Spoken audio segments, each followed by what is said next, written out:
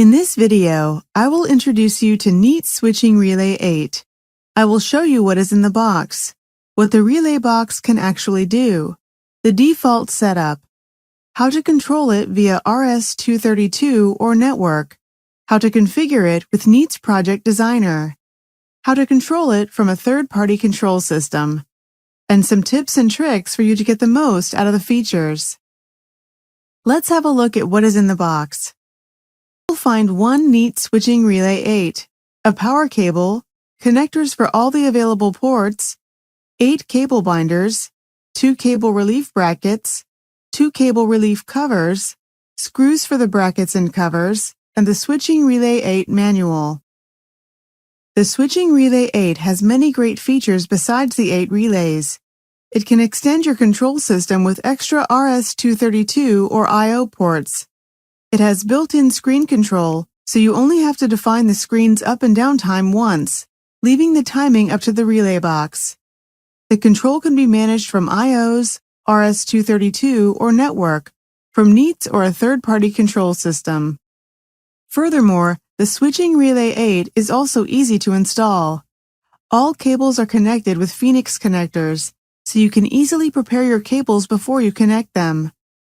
Cable relief brackets are included, so you can tie down cables with cable binders.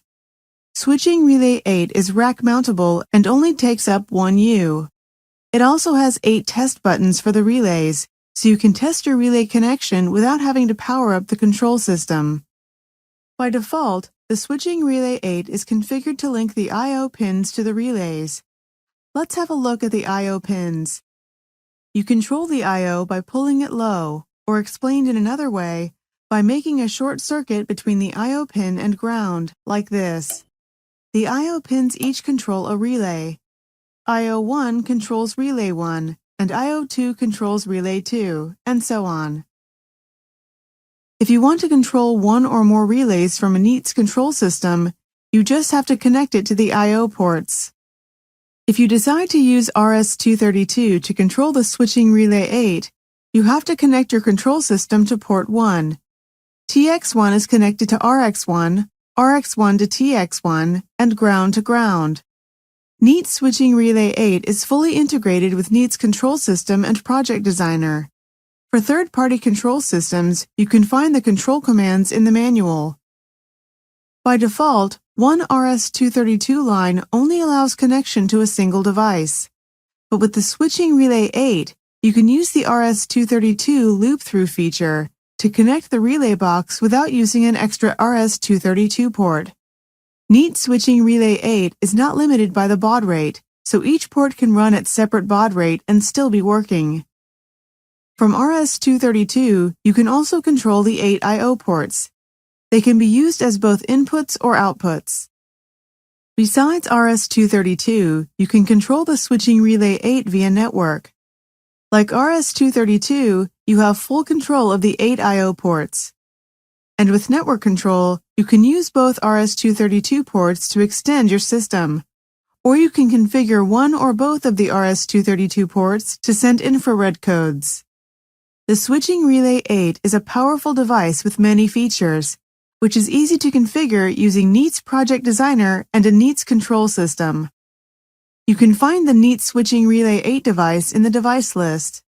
Drag it to your required port. The configuration of the Neets Switching Relay 8 is done automatically. You only need to enter the serial number of your device.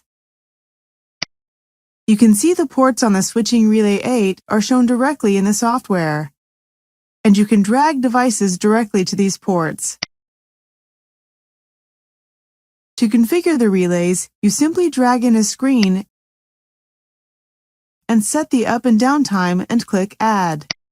Or you can drag in an output. The relays are now ready to be used in your project. You also use drag and drop to configure the I/Os as, for instance, inputs, outputs, key lock, or a movement sensor. Using network, you can connect several Neets switching relays to one control system. You only need to enter the serial number of the relay box. There is no need to set up or configure IP addresses as communication and configuration of the relay box is done with multicast. For the automatic configuration to be done, it is important that you update your Neets Switching Relay 8 with the latest firmware. It is simple to do. Connect the switching relay to your PC via USB and open up Neets Project Designer. Project Designer will detect the relay and prompt you to update the firmware. Click OK, and the latest firmware is uploaded to the relay box. To use the Neets Switching Relay with third-party control systems, you need to know how you configure and control the relay box. You will find the commands in the back of the manual. They look like this. This example command activates a relay. It is divided up in parts. First part is the unit ID. By default, the unit ID is 1. Any command that does not begin with the correct ID is disregarded by the unit. Each part of the command is separated with a comma, and a command must always end with a carriage return. Please be aware that all commands are case-sensitive. If the Neets Switching Relay detects an error in the command line, the entire command will be ignored, and the Neets Switching Relay will reply with an error. If a command is accepted, the Neets Switching Relay will reply OK. When the Neets Switching Relay is power cycled, it will revert back to the last saved state and settings. You can save the current state and settings with the Save command. Therefore, you have to configure the switching relay in the state you want after a power cycle, and then send the Save command. The switching relay will then power up in the state that you saved. Controlling the Neets Switching Relay with RS-232, you would use these default connection settings. Any command that does not begin with a unit ID or the correct ID is forwarded on to the second RS-232 port. For network control, the default control port is 5000. Command sent on port 5011 or 5012 is forwarded on to the RS-232 port 1 or 2. Let me share a few tips and tricks with you for you to benefit from some of the great features of the Neets Switching Relay 8.